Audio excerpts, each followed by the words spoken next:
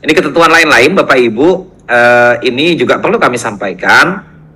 Seluruh pelamar harus membaca dengan cermat pengumuman, memenuhi semua syarat dan melakukan pendaftaran sesuai dengan tata cara yang termuat dalam pengumuman.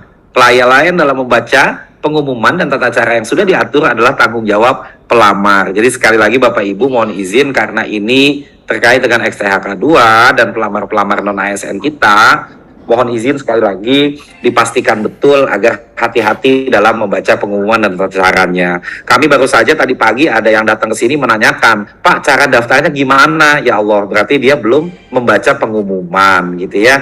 Jadi pengumumannya tidak dibaca. Bapak Ibu di satuan kerja kami berharap agar menyampaikan kepada seluruh pelamarnya agar membaca secara teliti dan hati-hati.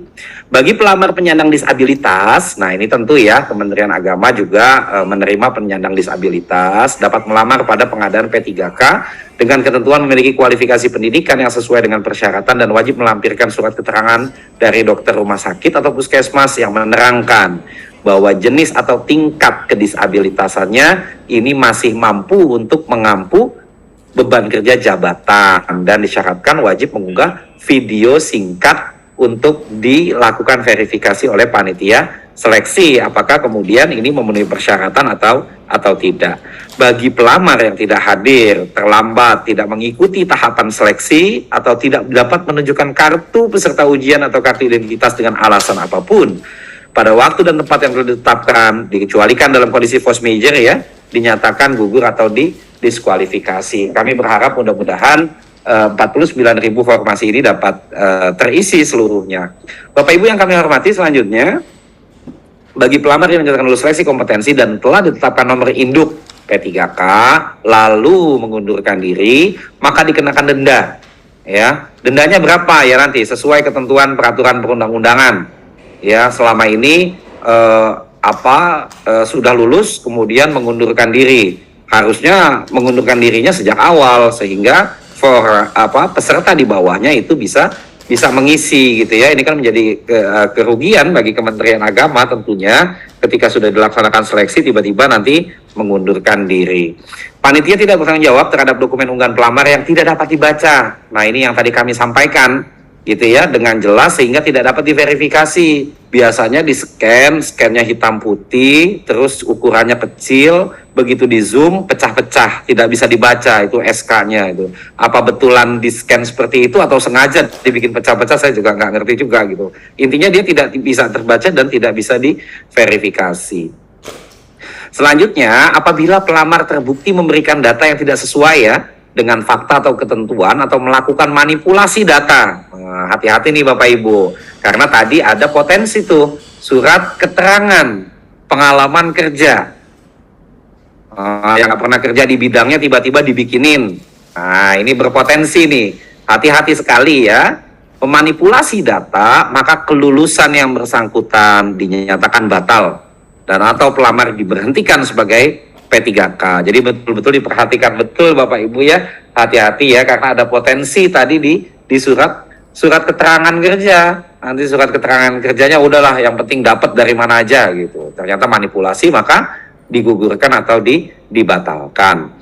Apabila pelamar di kemudian hari tidak memiliki komitmen kebangsaan yang kuat, nah ini tentu masuk dalam konteks moderasi beragama yang dimiliki oleh Kementerian Agama seperti itu menjadi khas di Kementerian Agama, maka kelulusan yang bersangkutan dinyatakan batal atau diberhentikan sebagai P3K.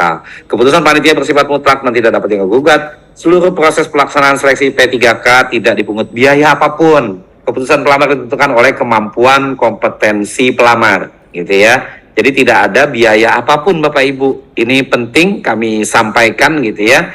Selanjutnya diimbau kepada seluruh pelamar ya agar tidak percaya apabila ada orang pihak atau pihak-pihak tertentu ya, di sini nulisnya calo ya, harusnya volunteer ya, sukarelawan ya, yang menjanjikan dapat membantu kelulusan pada setiap tahap seleksi dengan keharusan menyediakan sejumlah uang atau dalam bentuk apapun. Jadi tidak ada sama sekali, sistem ini sistem yang sangat terbuka sekali, semua bisa dipertanggungjawabkan, log historinya terlihat, sehingga Bapak Ibu yang kami hormati, agar mengimbau kepada seluruhnya tidak percaya jika ada yang menjanjikan dapat meluluskan dan seterusnya. Selanjutnya, Demikian Bapak Ibu yang kami sampaikan. Untuk informasi sekali lagi Bapak Ibu ya, kami sampaikan bahwa pelayanan informasi secara resmi kami akan tayangkan di laman kemenak.go.id atau halaman resmi casn.kemenak.go.id dan media sosial resmi Kementerian Agama, Kemenak RI atau CSN Kemenak untuk Instagram, dan juga Twitter Kemenak_RI. Yang TikToknya belum dibikin ya Mas Al ya? Nanti mau dibikin TikToknya ya, medianya gitu ya, karena sekarang pengguna TikTok eskalasinya sedang tinggi sekali. Bapak Ibu, sebelum kami mengakhiri, ada pertanyaan tadi, boleh enggak kalau misalkan non-ASN di Satker X gitu ya, di satu Satker tertentu, melamar di Satker Y? Jawabannya boleh. Ya. Jadi sekali lagi, ada non-ASN, tapi prinsipnya dia mengabdi di Kementerian Agama. Non-ASN selama ini sebagai non-ASN di Satuan Kerja X. Tapi karena di Satuan Kerja X tidak ada kualifikasi pendidikannya, maka dia melamar di Satuan Kerja Y, sama-sama di Kementerian Agama. Apakah diperbolehkan? Jawabannya boleh. Nah, Bapak Ibu yang kami hormati, barangkali itu ya isu-isu krusial yang perlu kita sampaikan.